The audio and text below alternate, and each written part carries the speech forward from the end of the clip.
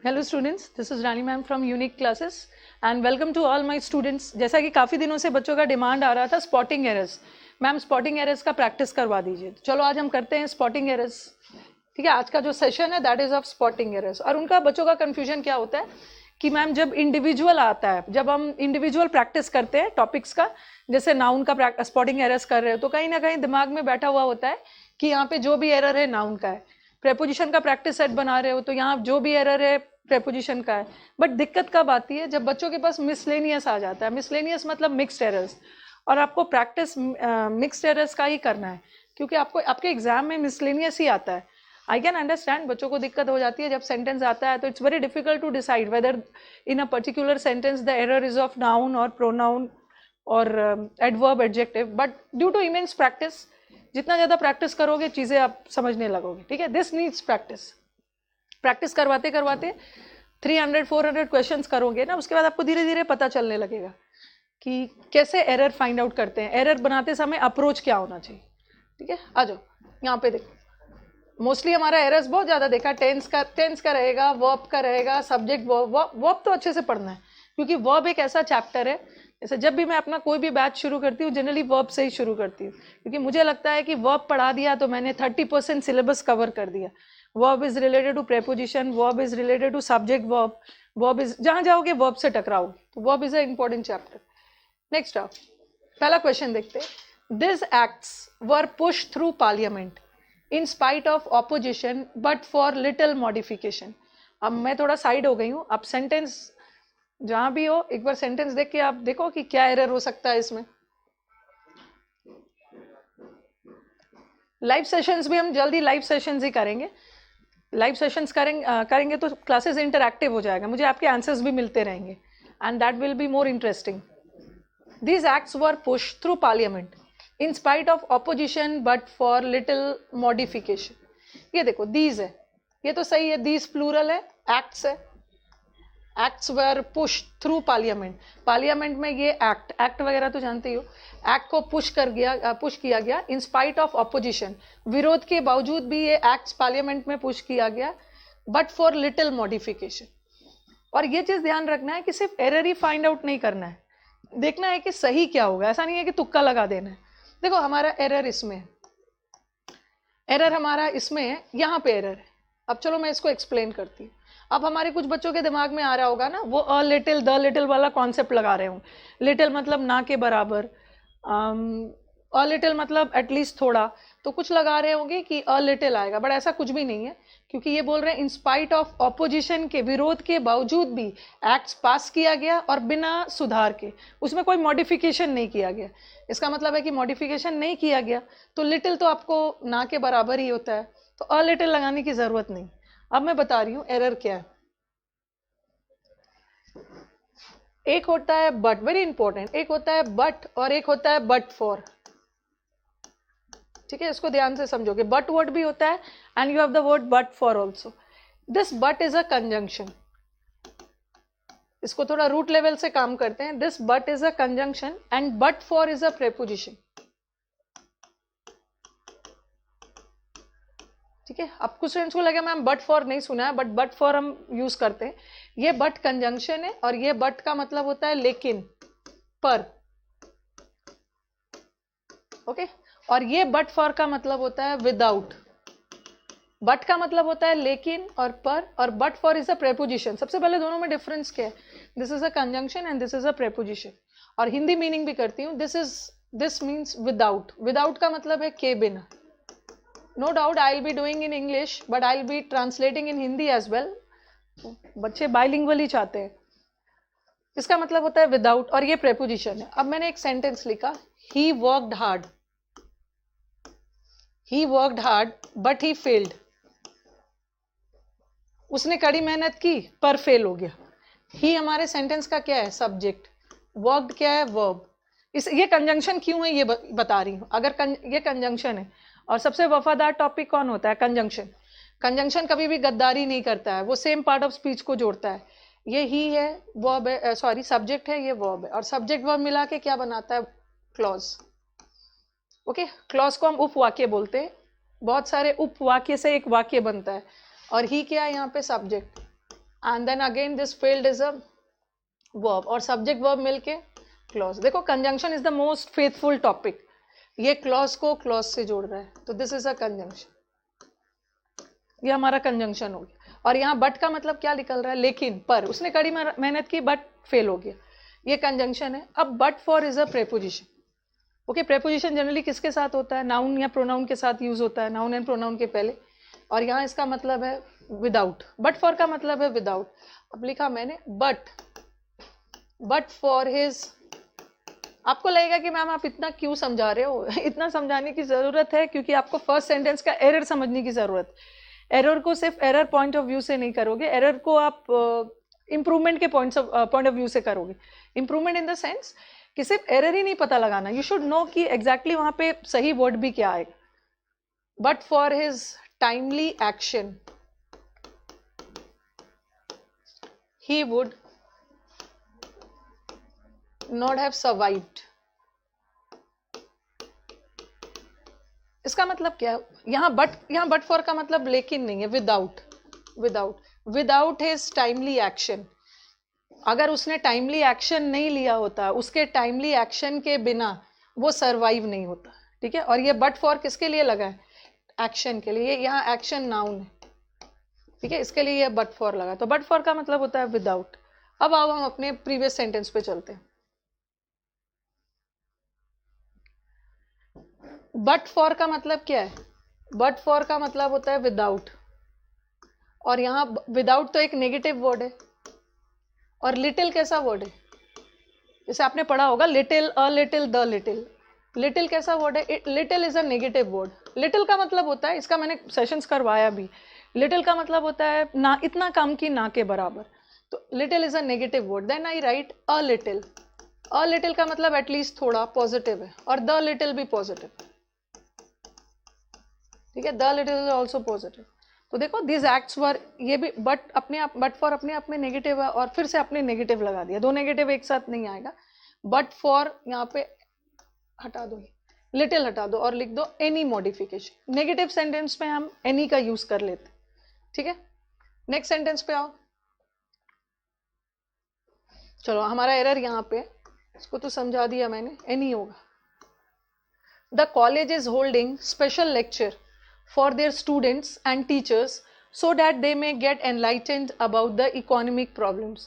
जब sentences lengthy आ जाता है और जब आपको दिक्कत होने लगती है, तो what you do ना, sometimes जिन बच्चों को दिक्कत होती है, जो error find out कर ले रहे हैं, that's easy. बट जब भी दिक्कत होती है तो तोड़ के देखो. देखो द कॉलेज सिंगुलर है और सिंगुलर के साथ सिंगुलर लगेगा. द कॉलेज इज होल्डिंग, ये भी सही है. इसके साथ ing भी लग सकता है, इसके साथ V3 भी लग सकता है. तो कॉलेज खुद ब खुद होल्ड कर रहा है, ये सही है. एक्टिव वॉइस में जा रहा है, ing भी लगेगा. What is the college holding special lecture, किसके लिए, फॉर देयर स्टूडेंट्स. अब आपको देखना है ये देयर किसके लिए. College is holding special lecture for their students मतलब कॉलेज के स्टूडेंट्स. और कॉलेज हमारा सिंगुलर है, बट देयर तो प्लूरल है. तो यहाँ पे क्या आना चाहिए, इट्स स्टूडेंट्स. जनरली ऑर्गेनाइजेशन वगैरह के लिए हम इट लगा. अगर कॉलेजेस होता, अगर ये प्लूरल होता कॉलेजेस, तो यहाँ are, the colleges are holding special lectures for their students, तब सही होता. ठीक है, but since college over here in this sentence that was singular, तो इट्स लगाओ. और गलती से भी मत सोच लेना कि इट का प्लूरल इट्स होता है. ये इट का पोजेसिव केस है. ठीक है, इट का प्लूरल दे होता है, इट का प्लूरल इट्स नहीं होता. नेक्स्ट देखो, the district police arrested a gang of notorious robbers who were planning to strike house in the vicinity. vicinity का मतलब होता है neighborhood. और vocab याद करने का मौका नहीं छोड़ना है आपको. vocab आपको याद रखना है. जैसे vicinity एक बहुत कॉमन वर्ड है.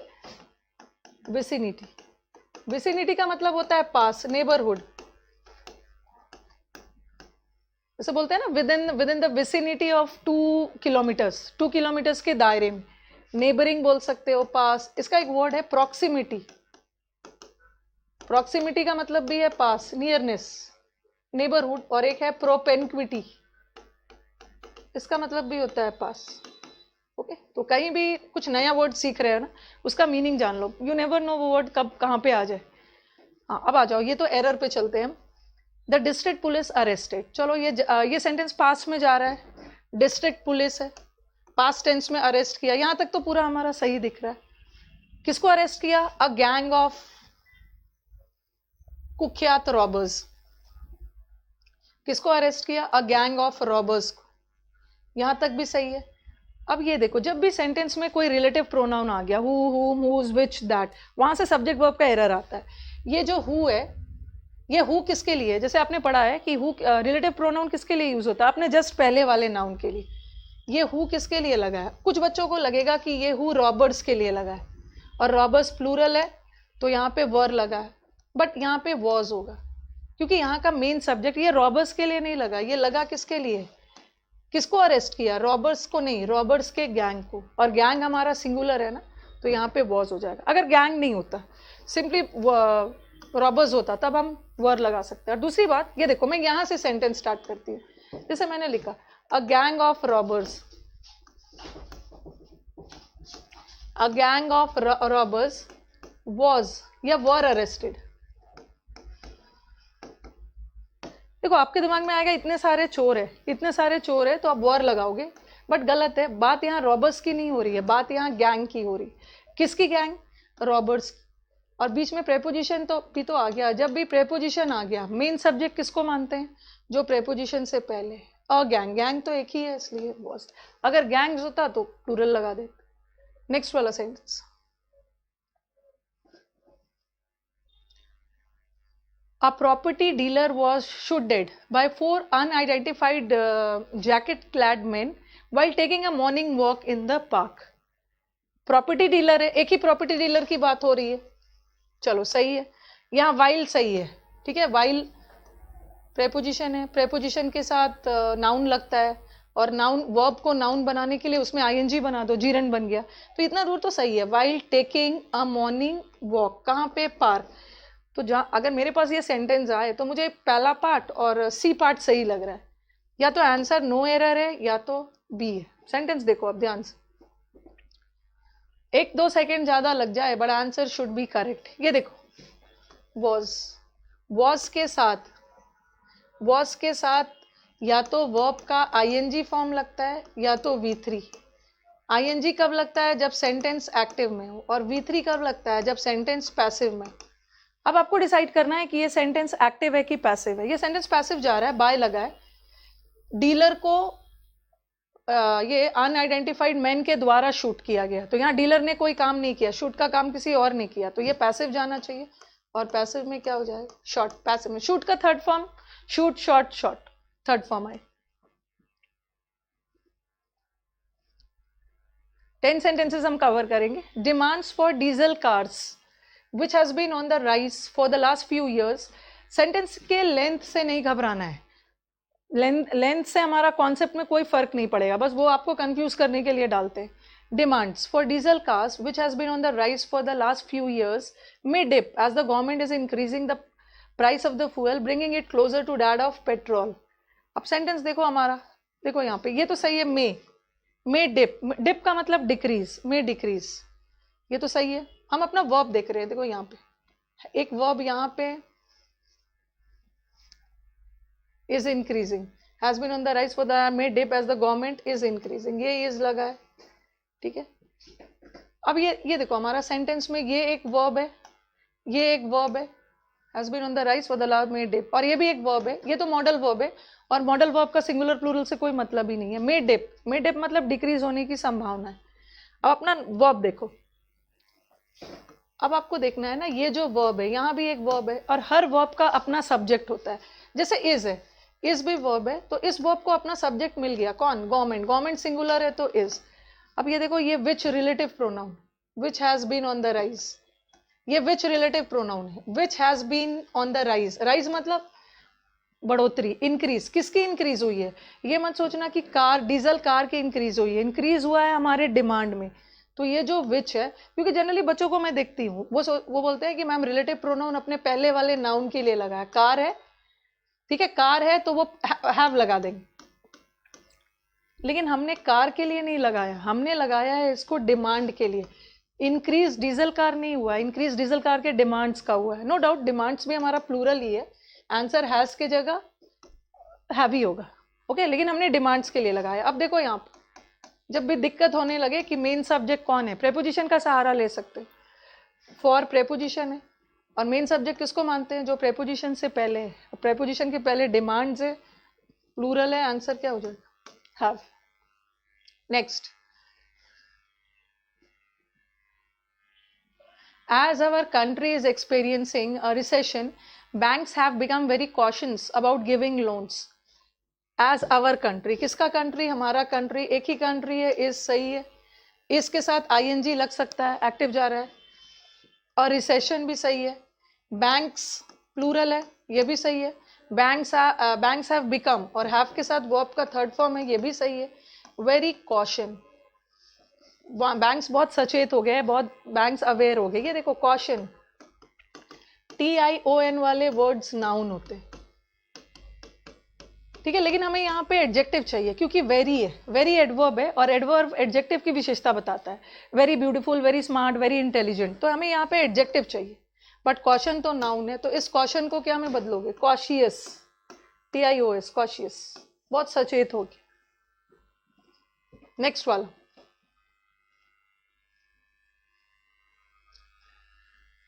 this type of products is not available in any of the shop in the market around plaza. कभी कभी टाइपिस्ट से 2 एरर भी हो जाता है, लेकिन वो 2 एरर और अच्छा है, कम से कम आप स्टूडेंट्स पता तो एग्जाम में 2 एरर नहीं आता है, बट टाइपिंग करते समय 2 एरर हो जाता है। बट आप अगर स्मार्ट हो तो दोनों एरर कर लोगे आप। पहले देखो यहाँ पे एक ही एरर आता है एग्जाम में, यहाँ पे देखो एनी ऑफ द शॉप, एक तो गलती यहाँ पे हो गई, एनी ऑफ के साथ नाउन प्लूरल आता है, एनी ऑफ मतलब बहुतों में से एक, तो एनी ऑफ द शॉप्स होगा, बहुत सारे हैं, बट बात तो हो रही है किसी एक की, एक तो ये एरर है।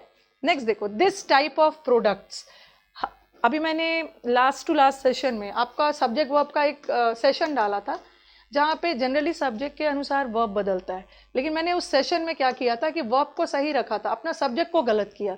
ठीक वही चीज़ यहाँ पे भी वही चीज़ है। This type of products is not available in the market, ये दिस के साथ सिंगुलर नाउन आता है ना, तो दिस टाइप्स नहीं होगा, दिस टाइप होगा, ठीक है, दिस टाइप नहीं होगा, दिस टाइप्स नहीं होगा, this type of products is not available.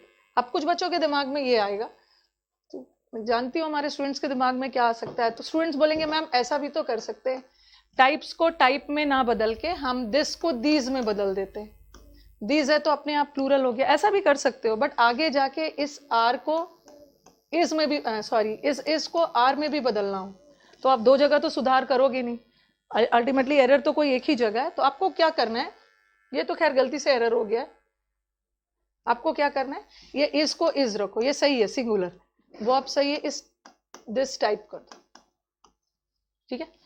चलो नेक्स्ट सेंटेंस पे चलते, लास्ट सेंटेंस हमारा, one should look for his own faults and then for those of others. पहले तो अपनी गलती देखो, फिर दूसरे पे उंगली उठाओ, तो बहुत अच्छी बात है। चलो देखो सेंटेंस, वन शुड लुक, आपने पढ़ा होगा, वन का पोजेसिव केस पढ़ा क्या होगा, सारा चीज मैंने पढ़ा दिया है, इतने सारे लास्ट 1 ईयर में आपके वीडियोस गए हैं कि अगर अच्छे से रिविजन करोगे और प्रैक्टिस करोगे ना, तो no one can stop you from getting a good score. तो ये वन का पोजेसिव ऐसा वाला वंस नहीं है, ये वन का पोजेसिव ऐसा वाला वंस, जैसे ही का पोजेसिव हिज होता है ना, शी का हर, दे का देयर, उसी तरह वन का पोजेसिव वंस होता है। तो one should look for his new ones, ठीक है। तो हमने 8 एरर्स कवर किए, और ऐसा नहीं है कि मैंने 8 एरर्स में सिर्फ आंसर बताया, हमारा टाइम इसलिए लग गया क्योंकि हमने एक्सप्लेनेशन के साथ किया, चीज़ों को एक ही बार करना है बट अच्छे से डिटेल में करना है। तो चलो मैं सेशन को एंड करती हूँ, अगर वीडियोस अच्छे लग रहे हैं तो do like it and share it among your friends. Demand आ रहा है वॉइस नरेशन का, no doubt, voice and narration का एकदम जल्दी सीरीज लेके आऊँगी, ठीक है। चलो मिलते हैं नेक्स्ट सेशन में, थैंक यू।